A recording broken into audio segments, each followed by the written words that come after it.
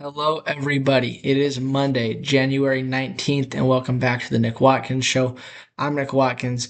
Let's get into it. We're going to start with the Bears-Rams game from yesterday. This one was a weird game. It went to overtime where the Rams ended up winning 20-17. The Bears started with the ball, and they went down the field towards the red zone, decided to go for it on 4th and 2 and got intercepted. The Rams responded with a touchdown on the opening drive from Kyren Williams.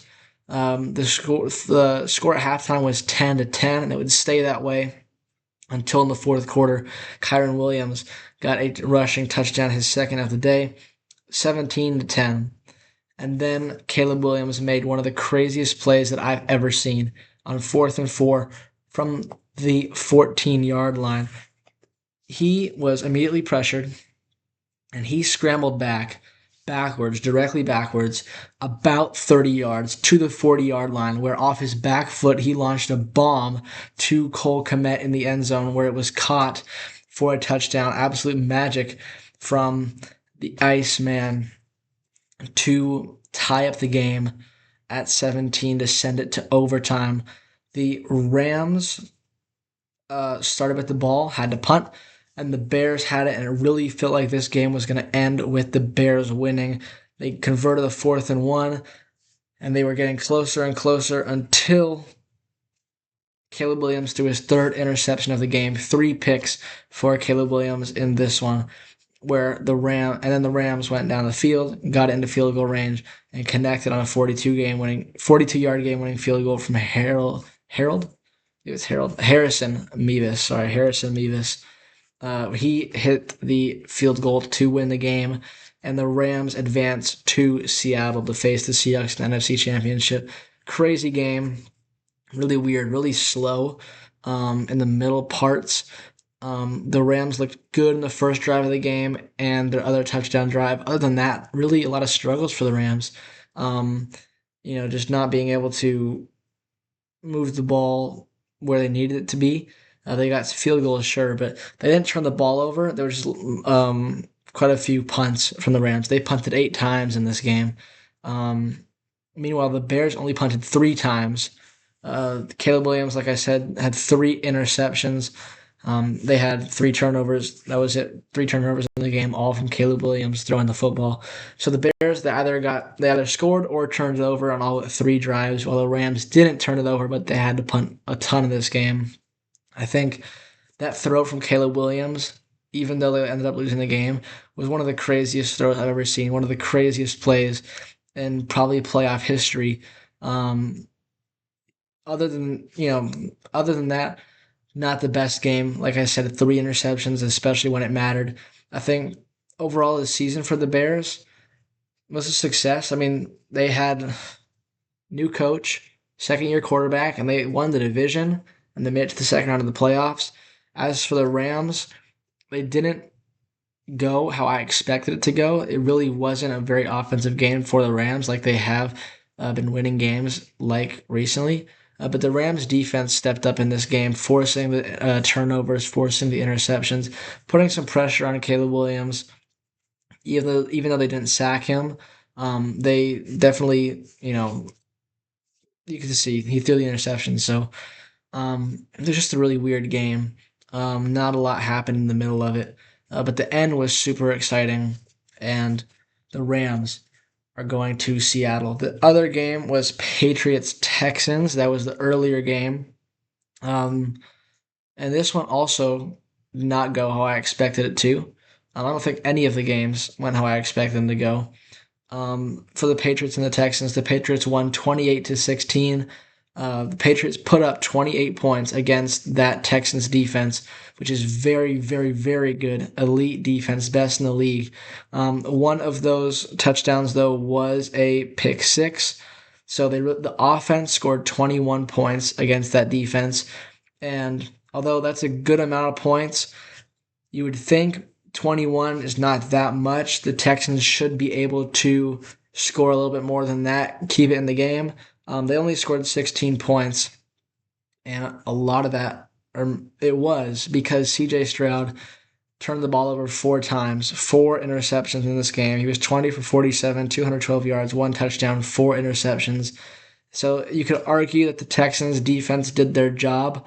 Obviously, 21 is more than you'd like, especially from a defense of that caliber. But 21 points should realistically keep you in a football game. But because of CJ Stroud, the Texans were not in the game, especially because one of those interceptions was returned for a touchdown and kind of put the Texans out of it, down by 2 scores.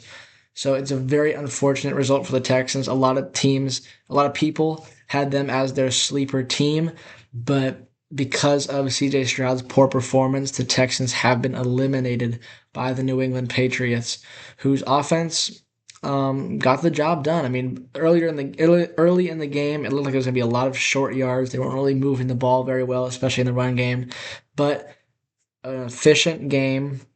Drake May didn't go for over 200 yards, but he had 3 touchdowns. Didn't run the ball super well. Actually, that's not true.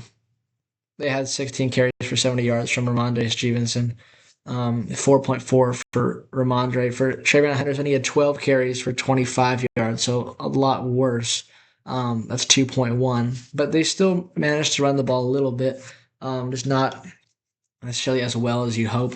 The thing for the Patriots is they were 3 and 14 on third down, so not very effective in that department. And there were 8 total turnovers in this game, and that was really the story of what happened. Fumbles from the Patriots and 1 interception, and then CJ Stroud, 4 interceptions. That was part of this game. So those are those 2 games. Very interesting results, very weird results. But when it's all said and done, the Rams are moving on, and so are the Patriots. That sets up Rams, Seahawks, NFC Championship, Patriots, Broncos, AFC Championship. We're going to talk about that all throughout the week. But we have more games to get to.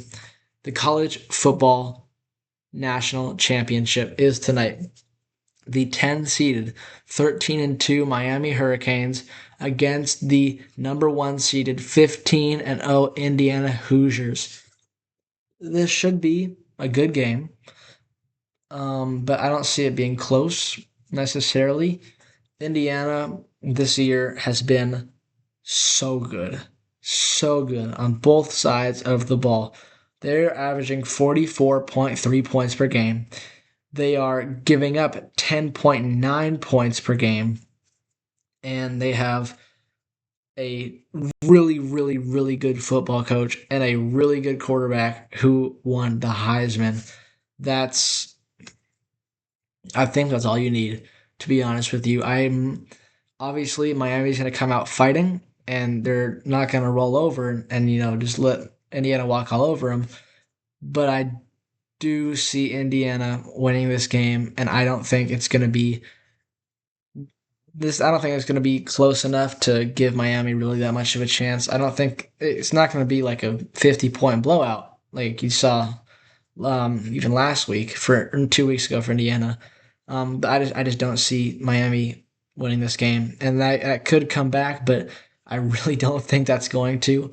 My pick is Indiana. So yeah, I think Indiana is the better team in this game. They've been the best team all throughout the year, and that's why I'm picking them to win.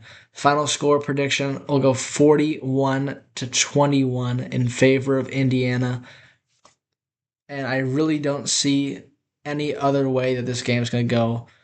At the end of the game, Indiana will be the national champions, and I just don't see Miami having a chance, really. I know it's kind of harsh, but Indiana is that good of a football team. So that's for football. We're obviously, I don't have that much to talk about prediction wise for the national championship game. After the game, though, or tomorrow, we'll definitely talk about it more in depth. I probably haven't done a very good job of building up the hype for this game. I apologize for that. But so yeah, today that was the prediction. Tomorrow we'll definitely have more to talk about. I'll watch the game in whole. We have a ton of other games going on today. This is a great day for sports. Martin Luther King Day. There are a ton of basketball games going on and also hockey games. We got Bucks, Hawks. We have Thunder, Cavaliers. That's a good game. Mavs, Knicks. and Celtics Pistons, also a good game. All those games are nationally televised. We also have the Warriors who face the Heat at home at 7. The Warriors coming off another win, 3 in a row now, 5 of 6. It's like 11 of 15 or something like that as well. Playing much better team basketball. And we have a back-to-back coming up. So we got the Heat tonight, the Raptors tomorrow, the last 2 games of the homestand, probably the 2 toughest games of the homestand so far. The Heat are 22-20. They haven't been great as of late, but they do have a winning record. 8th in the East. Just hoping that we get another good team performance. We've been playing very well as a team. Steph and Jimmy have been playing great offensively as well. But we've also had good contributions from DeAnthony Melton. DeAnthony Melton coming back has really helped this team out a lot. And if you look at when not necessarily the struggles stopped, we still obviously aren't a perfect team, but the Warriors have played much better basketball since DeAnthony Melton came back from his injury. And I really think his play, in addition to Brennan Pajemski really playing well, playing much better than before. I mean, people hated this guy at the start of the season, and I was guilty of that. But much like last year, Pod started out playing awful, and now he's really turned it around and he's playing some good basketball, really contributing to the team in many facets. Kind of doing a good job of shooting the ball. Moses Moody also shooting the ball very well. And then also Draymond settling down, not turning the ball over as much. He's doing a good job being the team leader and not being too much of a distraction from winning for the team. So we're playing good basketball. Everyone's playing together as a group, and the Warriors have really turned their season around. If you remember earlier, I said the Warriors were failing Steph Curry. That was the title of one video, and there was a lot of problems, dysfunction. But we're 24-19 now. We've won a lot of our games as of late. The Warriors are playing good basketball. It's very exciting to watch. The Sharks are also playing good hockey. We play the Panthers, defending champs, at 3, coming off a loss. Another back-to-back for us. Hoping to gain some points and do some good here. We also have the Hurricanes and the Sabres and the Avs and the Capitals. Those are the 2 nationally televised games. Pretty interesting games today. A lot of games. Sean McDermott was also fired today. I think we'll save that for later in the week when we have some time to talk about it. Instant reaction, though. I'm not sure if it's a mistake or not, to be completely honest with you, because he's been good, but not great. I mean, they have had a lot of regular season success. They've had some playoff success, but they couldn't get over the hump this year again, and they decided that it was time to move on from McDermott. We'll see how that plays out for them. I'm unsure as to if it was the right decision. We'll just have to see. Time will tell. So, basketball, college football, and hockey. So much sports happening today. It's going to be very exciting. And we'll talk about it all tomorrow. I'll see you guys then.